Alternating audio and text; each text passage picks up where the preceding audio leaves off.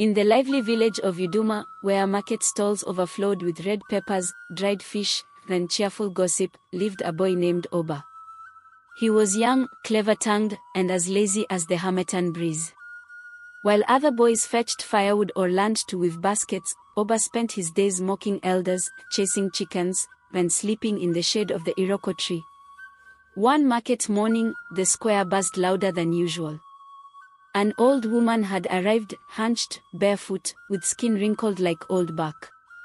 She carried only a single item, a cracked calabash tied with a frayed red string. The villagers laughed behind her back. But not Oba. He laughed to her face. "Is that your bride price, Mama?" he jeered. "Even a goat would reject it." The old woman stopped. Her eyes, dull and sunken, suddenly sparkled. "This calabash," she said, "has a tongue of its own. But it only speaks to those who cannot keep their still." Oba snorted. "Then it has found a worthy companion." The woman smiled and handed it to him. "Keep it, boy. May your words feed you well." The villagers gasped. But Oba, proud of his new trophy, tucked it under his arm and strutted away, unaware that a spell had just been tied around his foolish mouth. That night, as Oba lay under his mother's roof, snoring before his chores were done, the calabash began to whisper. "Lazy bones, smelly feet, big mouth with no work." Oba sat up in shock.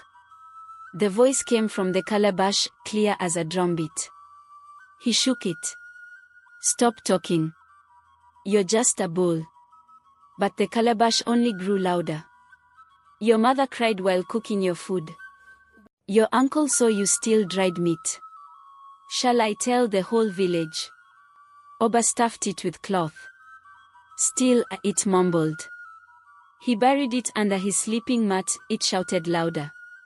By morning, the calabash was screaming his secrets to the entire compound. He faked stomach aches to skip farming. He tripped Ayo in the wrestling match.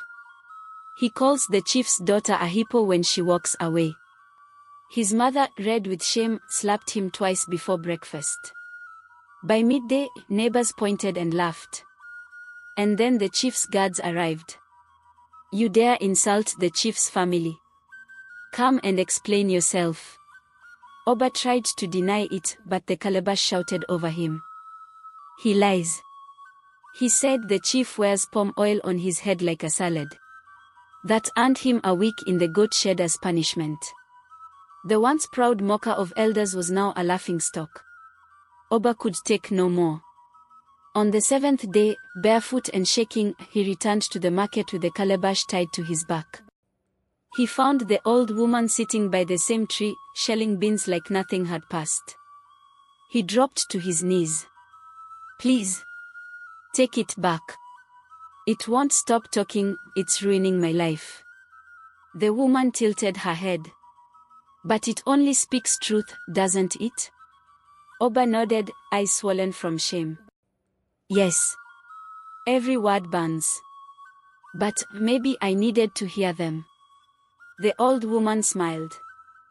"Then you are ready." She took back the calabash, and it fell silent. Then, from her faded wrapper, she handed him a new one. This calabash was smooth, unbroken, and glowed faintly with golden etchings. "This one also speaks," she said, "but only when it hears wisdom." From that day forward, Oba changed.